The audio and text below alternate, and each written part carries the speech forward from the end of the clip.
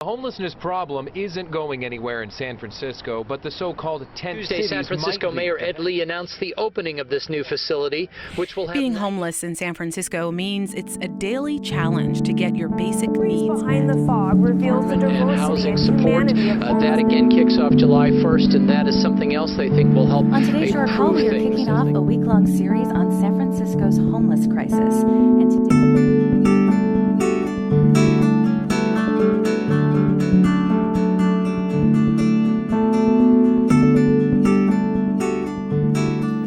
I do every week in the newsroom is I give tours for our subscribers, and these are our most loyal subscribers, and they come in to see the newsroom.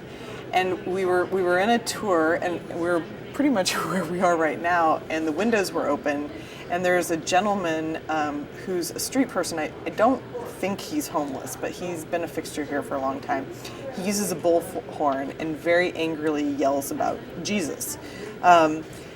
And it was so distracting, I lost the train of what I was saying, and one of the subscribers piped up and he said, you should really do a story about the solutions to homelessness. And my face, I was either enraged or shocked, or I don't know, I was speechless, because we do those stories all the time. And I thought, how can we better communicate this? Hey, I know a lot of journalists. I have a lot of journalists that work for me. What if we could all get something together so there would be a day where you couldn't log on to Facebook, you couldn't turn on the radio, you couldn't turn on TV, pick up the newspaper, log into a website without seeing a story on solutions to homelessness. I think from the very beginning, I was really only interested in something that was solutions oriented. I mean, we've all done stories on the human tragedy, and after a while, I think it contributes to the noise. And if you don't provide something that's positive and solutions oriented, I feel like all of those stories actually start to work against themselves a little bit.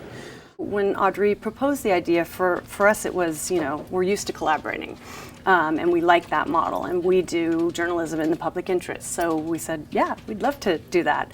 And then we hosted the first meeting here at KQED. And I remember Audrey being a little trepidatious. Will people get behind this, or will they just feel like, no, we don't work together? But the mood in the room was incredible. People said, yes, Ann, let's do more. Audrey Cooper from The Chronicle called me one day and had this proposal for me, and I was a little curious when she called me, and I heard her out, and I jumped right in. I thought it was a great idea.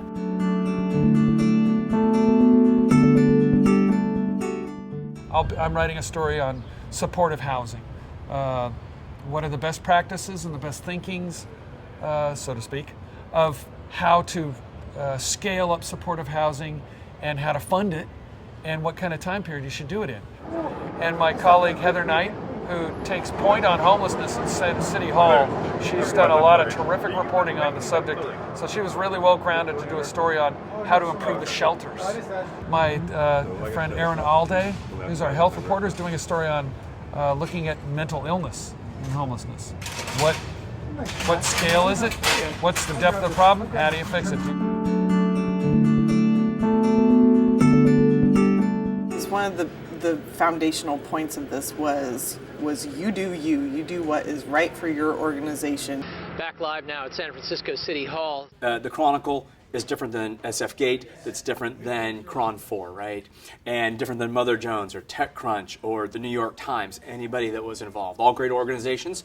They all have the way they do stories, and we have the way we do our stories, so we have to do the story that's right for our viewer, and they got to do the story that's right for their reader or their viewer. The Chronicle did share a lot of its data, a lot of its information. Someone called up and wanted to know something. Audrey and I and the other writers told them right away. It was a very sharing experience, and I really liked that. It's interesting that so many newsrooms are getting all the same information so that they can collaborate. So that's just kind of what I noticed as a new person to the area. Was, wow, you don't. It's usually more of a competitive thing like that.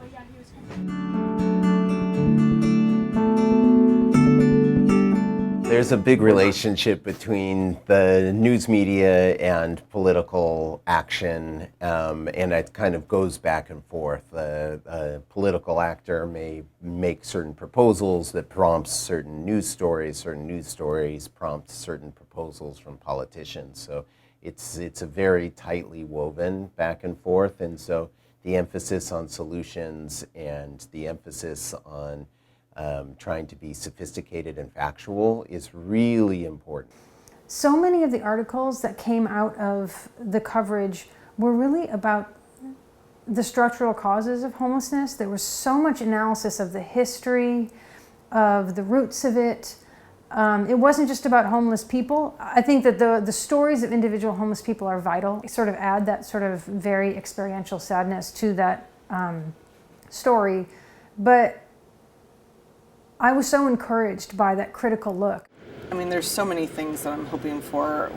For one thing, I'm hoping it gives San Francisco a sense of pride about the media that covers them. I think, you know, on a more specific level, it's already been successful. You know, we've seen more policy initiatives since this project has been announced than I think we've seen in the last 4 years. You know, looking at especially the last 10, 15 years of homelessness here, it's kind of the same. So as a guy who's been covering it from many different levels, I kind of think, well, why now? Sometimes now is just the right time.